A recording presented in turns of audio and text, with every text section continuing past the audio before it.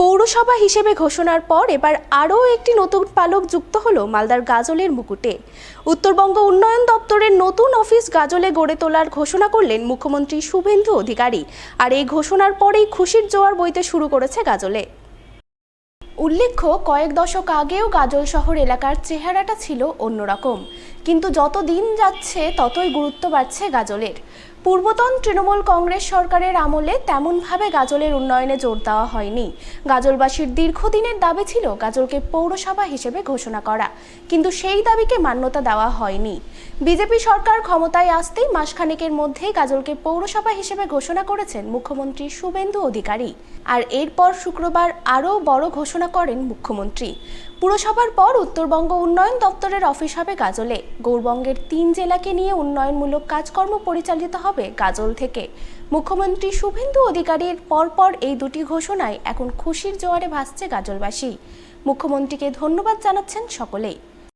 পৌরসভা তো আমাদের একটা বড় প্রাপ্তি, তার মধ্যে এটা আরও বড় প্রাপ্তি, কারণ গাজল একটা এমন জায়গা যেখানে সব দিক থেকে কমিউনিকেশন একটা দুর্দান্ত প্লেস, সবাই আমরা জানি, দীর্ঘদিন ধরেই জানি, তবুও গাজল বঞ্চিত ছিল। আজকে গাজলের মতো জায়গার গুরুত্ব বুঝে মাননীয় মুখ্যমন্ত্রী যে ডিসিশনটা নিয়েছেন, এই সিদ্ধান্তটা নিয়েছেন, তাতে খুব ভালো। গাজলের গুরুত্ব বাড়লো, পশ্চিমবঙ্গের মানচিত্রে গাজলের গুরুত্ব বাড়লো, সবাই জানবে। আমরা তো অবশ্যই খুশি। গাজলে আগামী দিনে আরও অনেক কিছু হবে।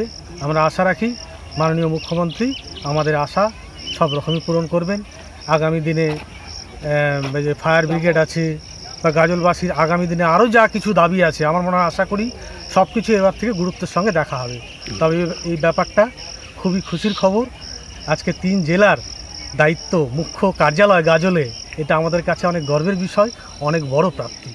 আমরা তো প্রথমে মাননীয় মুখ্যমন্ত্রীকে ধন্যবাদ জানাচ্ছি যে কিছুদিন আগে আমাদের গাজলকে পৌরসভা করেছেন।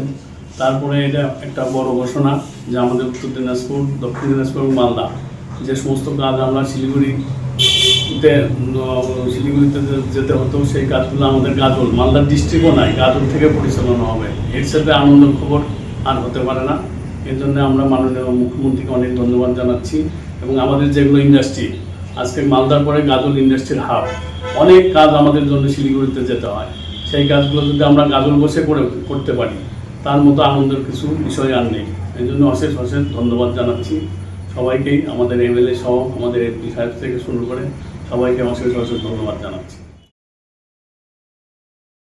ডক্টর শ্যামাপ্রসাদ মুখোপাধ্যায়ের 125তম জন্মজয়ন্তী উপলক্ষে বিজেপির উদ্যোগে বিনামূল্যে স্বাস্থ্য পরীক্ষা শিবির ও বালক ভোজন কর্মসূচি রূপায়িত হল মালদা শহরের 1 নম্বর ওয়ার্ডে। এই উপলক্ষে রবিবার 1 নম্বর ওয়ার্ডের নতুন মহেশপুর হরিবাসন মন্দির প্রাঙ্গণে বিনামূল্যে স্বাস্থ্য পরীক্ষা শিবির আয়োজন করা হয়। শিবিরে general physician, gynaecologist, child specialist এবং আই স্পেশালিস্টদের উপস্থিতি নজরে আসে। তারা এলাকার সাধারণ মানুষজনের বিনামূল্যে রক্ত পরীক্ষা, থাইরয়েড পরীক্ষা সহ চক্ষু পরীক্ষা করে। এদিনের এই স্বাস্থ্য পরীক্ষা শিবিরে উপস্থিত ছিলেন বিজেপি নেতা রাজীব চম্পটি, বিজেপি নেত্রী অন্তরা চম্পটি সহ অন্যান্যরা। আমাদের 1 নম্বর ওয়ার্ডে জগদীশপুর হরিবাসন কমিটির উদ্যোগে এবং ভারতীয় জনতা পার্টি 1 নম্বর ওয়ার্ডের উদ্যোগে আমাদের একটা স্বাস্থ্য পরীক্ষামূলক একটা ব্যবস্থা করা হয়েছে সাধারণ মানুষের জন্য।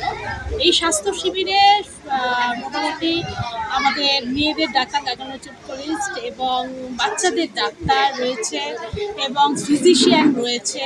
এখানে বিভিন্ন ধরনের চোখ পরীক্ষা, চোখের বিভিন্ন সমস্যার জন্য ডাক্তার এসছে, তো তারা মহিলা এবং সাধারণ মানুষের জন্য তারা পরীক্ষা করবে। এটা প্রধানত আমাদের যে শ্যামাপ্রসাদ মুখার্জি, পশ্চিমবঙ্গের প্রতিষ্ঠাতা এবং ভারতীয় জনতা পার্টির যিনি জনক, শ্যামাপ্রসাদ মুখার্জির 125তম জন্মবার্ষিকী উপলক্ষে এই স্বাস্থ্য শিবির আয়োজন করা হয়েছে।